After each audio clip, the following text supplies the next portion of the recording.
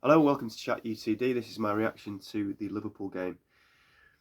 A magnificent performance. From minute one, I think they did most things right. Down to the detail of at the start of the game, they did what Ferguson's teams were never too proud to do at Anfield: keep the ball, silence the crowd, retain possession, don't do anything stupid. Basic stuff, but they did it really well. I think then we grew into the game, we got confidence. Liverpool were pretty poor yesterday. We started to get some joy down that left-hand side. Trent Alexander-Arnold was woeful yesterday. Um, as the half went on, I thought Liverpool had a spell. After about 10 or 15 minutes of us being okay and comfortable, they started to make a few chances. I think they had a couple of really good chances in a row. And at that point, I thought, oh, there we go. Like, we've had 10 or 15 minutes, and that'll be all we can talk about. And they're going to steamroller us. It's difficult to get the momentum back at Anfield once it starts to switch, but it never materialised into anything more than just a couple of chances. And I thought we steadied ourselves, sort of weathered the storm, wrestled control back again, and with a better team for me in the first half. Ahmad had a really good chance, some superb play on the left-hand side by Dallo, really good cross, and Ahmad's just gone a bit too soon with his header, which is a shame because it would have been a brilliant goal. And Rasmus had a really good chance at the end of the half, which he's got to do a lot better with. I think I'm not calling him a lazy player. It was a lazy finish in that he's just got it and he's just kicked it, and there's no technique to it at all. As a young player, as in like when you're growing up playing the game, in a situation like that, you're taught to keep it on the ground. You go low. He's put it at a perfect height for the keeper, and even if that goes to the left or right, which it didn't, at that height, the keeper's going to save it. If you put it low, the keeper could save it, but the keeper's got a lot more work to do. So it's quite a poor finish, particularly when you're not going to have chance after chance after chance at Anfield. But even at half time, you're thinking, okay, 0-0, good first half. What are we going to expect in the second half? All the pundits in the studio were like, oh, Liverpool in the second half this season have been fantastic. They'll come out and they'll take control. But the second half, if anything, the start of the second half, I thought we were even better. It was all United. And we've struggled at those pivotal times in games. We've given up goals right at the start of games. We've given up goals just before half time, just after half time, and at the end of games. But in all those pivotal moments yesterday, we were spot on. And all we were doing different for me was the basics. Now, I'm a layman. I'm watching it with a naked eye as a fan. I'm sure that Amrim's put loads of work in on the training pitch over the last week that we haven't seen, obviously, and that has yielded results that I wouldn't be able to tell you what they were, because I'm just a punter. But what I could see that was different was just basic things like keeping the ball, movement, aggression when you're going to try and press, things like that. And when the players do that, what it seemed like yesterday anyway, is that the rest takes care of itself because they're decent players, and they're obviously better than what they've been showing, because the performance yesterday shows that. But going back to the game, start of the second half, series of corners, which we had loads of corners yesterday. Great to see us putting good deliveries in as well, like taking a leaf out of our opponents over the last few weeks. Taking a leaf out of other teams' books that we've been playing over the last few weeks, getting it right under the crossbar. And what was it, 7 minutes into the half? Bruno, lovely bit of skill, poor defending by Liverpool. He plays in Martinez, who started the move with an aggressive press and interception. And what a finish, rifling it into the top of the net. And you know what? A wonderful, wonderful moment for United fans.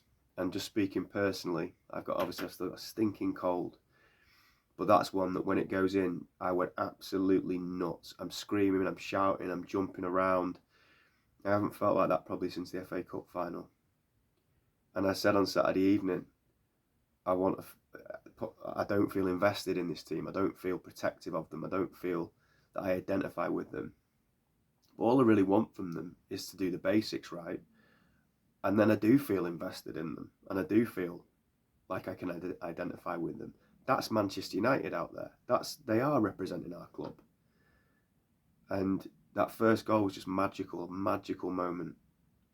Especially when we've had such a dire time of it recently. And then it's the big test, isn't it? You know, can we go on and get another one, or can we at least retain the lead? We didn't retain the lead for long enough, but I thought we carried on playing well. We were still going forward. Excuse me.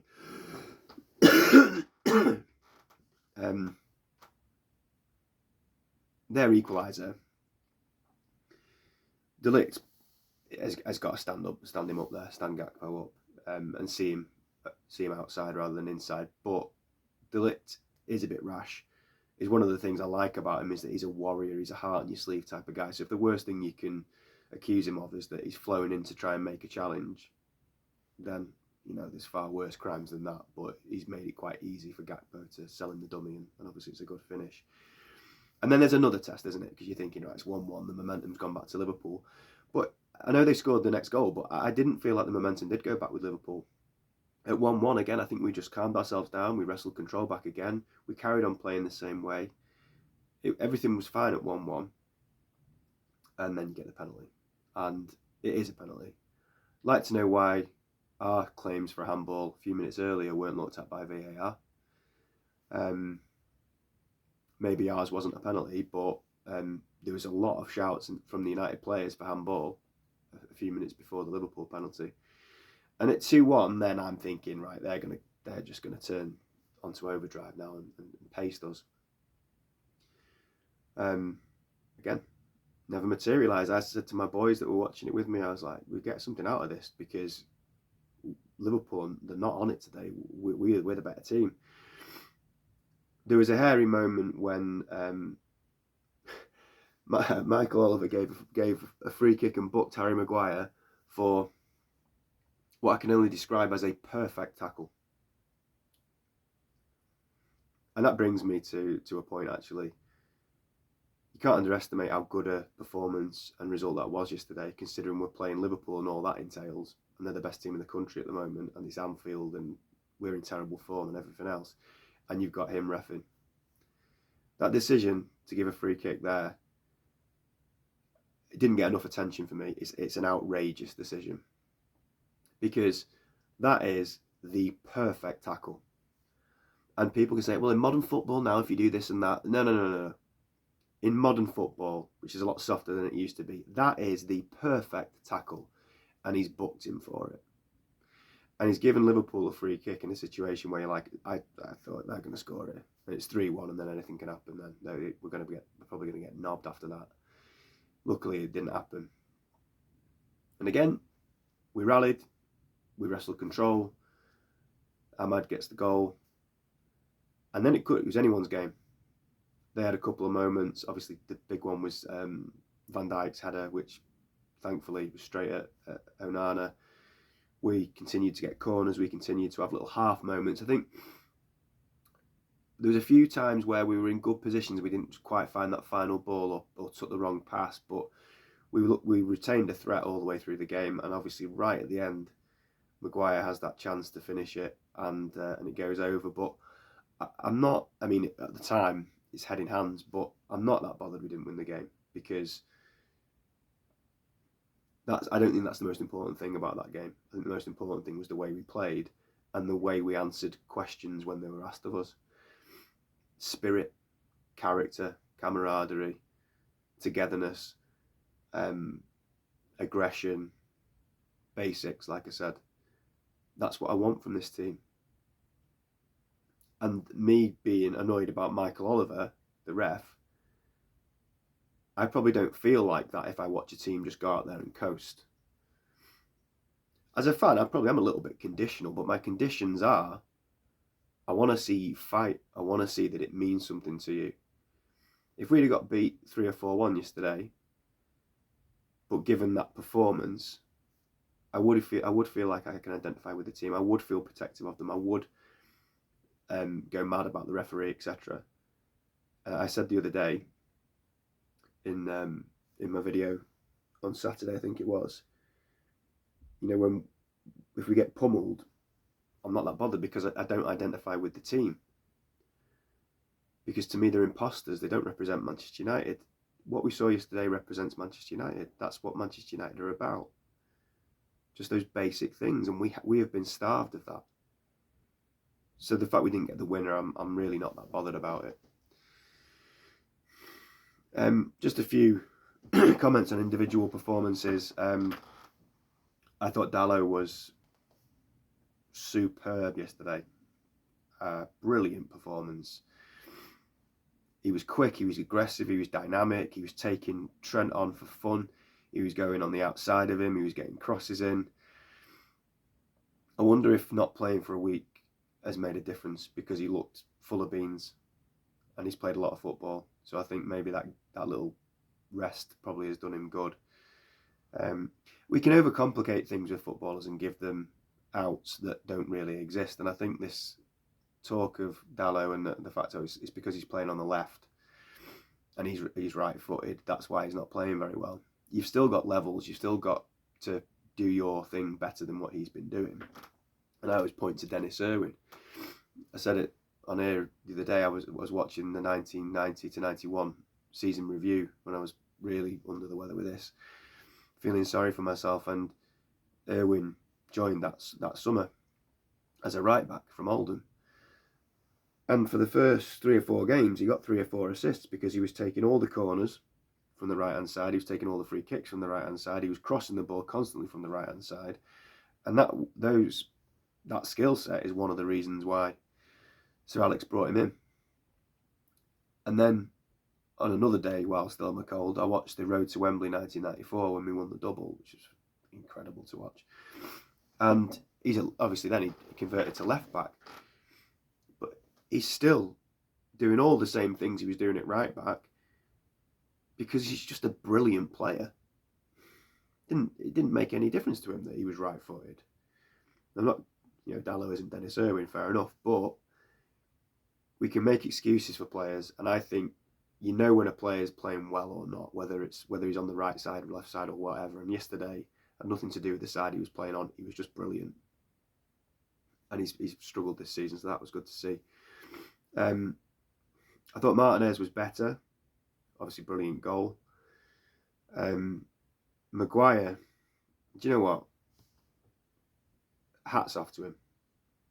I've never really rated Maguire. I thought I was happy with the signing when he came in, but what I was expecting was a lad that was decent on the ball, but mainly what we were buying him for was that warrior-like Steve Bruce mentality, put your head in where it hurts, bully strikers because of his size and his presence. And for me, I just always felt he was too passive. I always felt he was never really aggressive enough and he didn't back himself physically. He let himself get bullied when he's an absolute monster. And then I knew we weren't getting a world-class player, but he didn't give me, personally as a fan, what I expected. Last season, I had great admiration for the way he continued to persevere and got back in the team every now and again, and when he did, he played well.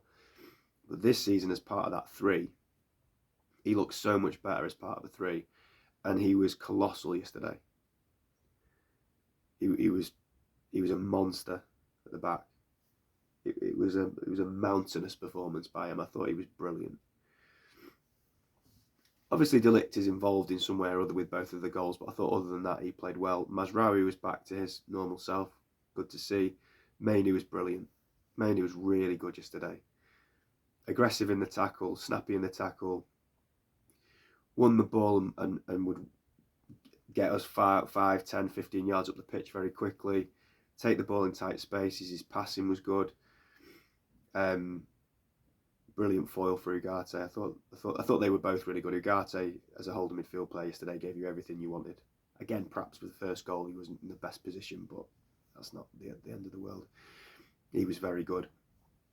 Those two in the middle of the park are absolutely massive. And I said it the other day, we need depth in that position, because the drop off when those two are not available is massive. I thought they were a pivotal part of what we did yesterday. And then Ahmad was good. I don't think it was his most outstanding game, but he scored the equalising goal. I thought he was decent. Bruno was immense. That was a real captain's performance. Just he was everywhere. He did everything well. I thought he was superb yesterday. Bruno gives you things that other players can't give you, and whether you like him or not, I think he's probably I'd say one of our most important players. And I think yesterday was a great example of that. And even when we made the subs and he came deeper, so Garnacho came on, his discipline, his ball retention, his skill, his footwork, when he got himself out of that situation with 4 or 5 Liverpool players around him, he was just like twinkle toes. I kept thinking I was going to give the ball away, and he didn't. Brilliant.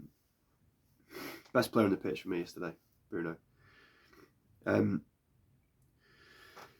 Højlund, excuse me. He's struggling, Højlund, and I think what's obvious is we need a proper striker. He missed a golden opportunity, and he's busy, he works hard. I said it a few weeks ago. The Rasmus Højlund we're watching week in, week out at the moment, it's like watching us when Wout Weghorst was the striker, because he runs around a lot, he puts in a shift, he backs into players, he works hard, he can sometimes hold the ball up, he runs all day long, but his quality is severely lacking. The difference is that I know Rasmus has it, because I've seen it. I've seen him score some superb goals for United, and I know there's a talent there, and he's obviously a lot younger, and there's a lot to work with there. But we need a right now striker, and he's not it. And the alternative is Xerxes, which, you know, it's an area of the pitch that we're severely lacking in. Xerxes, he was all right when he came on. I thought Garnacho was good. He came on, and Garnacho gave the ball away straight away. You're like, oh God, here we go. Like, he's not done very well recently. But once he settled into the game, I thought he was good. Basic stuff again. Pass and move, pass and move. He wasn't overcomplicating it. He wasn't trying to take everybody on. He wasn't trying to shoot all the time. What I saw yesterday from the team was good movement off the ball, a good idea of shape and where we're supposed to be on and off the ball, and people just trying to find a white shirt. Just basic stuff that makes such a massive difference. And yeah, I'm pleased for Garnacho, because he needed a good game, and I thought that was decent. Love what Bruno said at the end of the game. Why we're not doing that every game, and he's got to hold himself as part of that, obviously. He said he wasn't worried going into the Liverpool game. He's more worried about Southampton. I think we all share that worry. As the captain, though, you've got to hold yourself accountable to your own performances. And I think back to when I first started watching United in the late 80s, and Robbo was the captain, and United were a mid-table team, and in amongst all the crap, Robson, and I might be looking back at it with rose-tinted glasses, but to my mind's eye, Robson was 8 out of 10, 7 out of 10 week in, week out, even though he was surrounded by players who were not very good. Probably one of the differences is that because of the way Bruno plays, he is reliant on other people, because for example, if he plays a speculative pass, or what could be a great pass, if someone hasn't read his intent because they're not on the same wavelength as him, it looks like he's just passed it to nobody, and he looks an idiot, and it looks like he's having a bad game. Whereas Robbo was all about endeavour, and he'd get on the end of things, and his work rate and all those things. That's what you judge Robson on. He was much better than that, but Bruno's about productivity, goals, assists, and I think when he gives the ball away, people get on his back. But I don't think at times, I think he gives the ball away because, excuse me, maybe the others aren't on the same wavelength as him. And just on on Rasmus,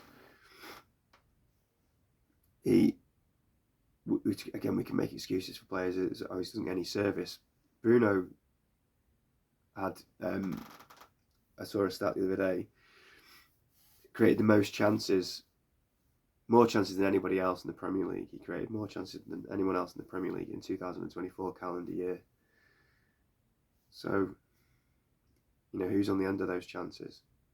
But I liked what he said, Bruno. I think it was right. It needs to be acted on. And then obviously the manager sings from the same hymn sheet. It's important the manager and the captain on the same wavelength. And Amorim's comments, very clever again. He's picked the time when United have actually done well and played well to come out and call out, well, why are you not doing this every week then? Because clearly this is something you're capable of doing and you've not been doing it. So why? Why have you not been doing it? I really like that. I really like it. I think it's when we got results like this under Ten Hag, he was all about, I told you, like, as if to say that he was a good manager and this is a good team. Amorim's coming out and going, I'm annoyed, I'm mad, because why are we not seeing this every week? He's such a strong communicator. He said, the guy that was asking the questions asked, is it because you've had quite a bit of training this week? And he said, that's just no, I'm not going to use that as an excuse. And he said, this isn't about tactics or the formation. This is about something else. And he's alluding to mentality, psychology, etc. And he's exactly right. So he's called it out at the right time.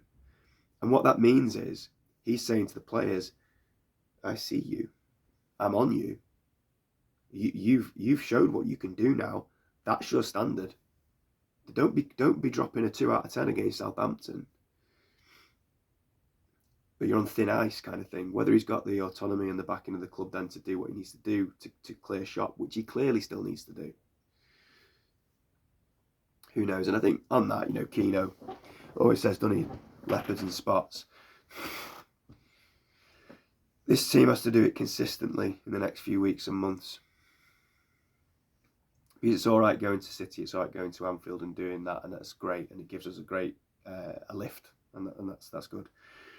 But as I've said, and you'll be bored of me saying it, this team has not got the psychological, emotional, mental, or physical wherewithal to be consistently good enough to play for Man United. And the word is consistent. Yesterday, they had the psychological, physical, emotional, mental wherewithal to play in that game. But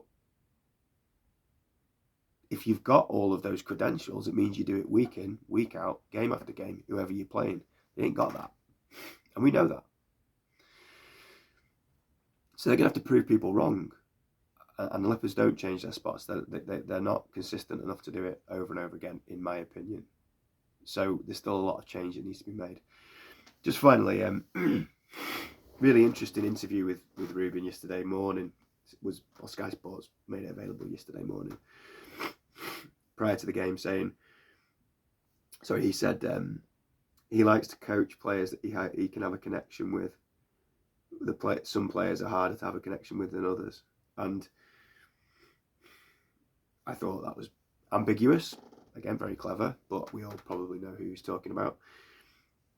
And something that was really interesting, which shows you how far we still need to go here, is that he was talking about trying to train the players and teach the players and coach the players basics. And the guy said, what do you mean? And he said, well, it's things like to receive the ball in a good position. Sorry, the players tend to try and receive the ball in a good position for them, but not for the team. And I thought, wow, so basic. I coach an under-10s team and I work through that with them. I say, they'll be shouting for the ball while they're marked, and I'll say, stop. Why are you shouting for the ball in that position? Look around you. Are you shouting because that's the best position for the team? Or are you shouting because you want the ball? That's under-10s football. This is Premier League football. So we're way off yet where we need to be. But yesterday was so much better. Apologies for the snotty tissues and hoarse voice, but par for the course at the moment. Glazers out.